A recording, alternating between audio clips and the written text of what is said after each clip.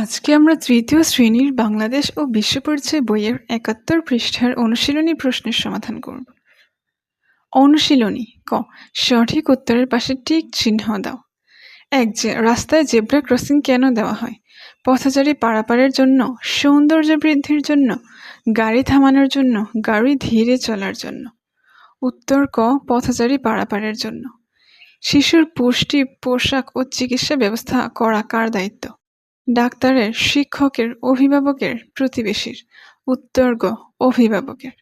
কোনো অপরিচিত লোক আমাকে কিছু দিতে চাইলে কি করব? নেব না, নিয়ে নেব, পরে দিতে বলবো, লুকিয়ে নেব। উত্তর ক। নেব না। বাম পাশের সাথে ডান পাশের মিল করো। অভিভাবক, নাম পাওয়ার অধিকার। শিক্ষা প্রতিষ্ঠান, শিক্ষার অধিকার। হাসপাতাল, চিকিৎসার অধিকার।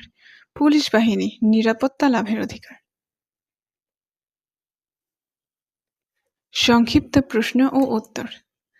শিশু অধিকার অর্জনে সাহায্য করে এমন দুটি প্রতিষ্ঠানের নাম লিখি। শিশু অধিকার অর্জনে সাহায্য করে এমন অনেক প্রতিষ্ঠান রয়েছে, তার মধ্যে দুটি প্রতিষ্ঠান হলো বিদ্যালয়, হাসপাতাল। বিদ্যালয়ে পূরণ হয় এমন দুটি অধিকার লিখি। বিদ্যালয়ে পূরণ হয় এমন দুটি অধিকার হলো শিক্ষার অধিকার, বিদ্যালয়ে খেলাধুলার অধিকার। বিশ্ব শিশু দিবস কত তারিখে পালন করা হয়? 20 নভেম্বর তারিখে বিশ্ব শিশু দিবস পালন করা হয়। রাস্তায় জেব্রা ক্রসিং ও ফুট ওভারব্রিজ না থাকলে কিভাবে রাস্তা পার হব? রাস্তায় জেব্রা ক্রসিং ও বা ফুট ওভারব্রিজ না থাকলে ডানে ও বামে তাকিয়ে সাবধানে রাস্তা পার হব। সড়ক দুর্ঘটনার দুটি কারণ লিখি।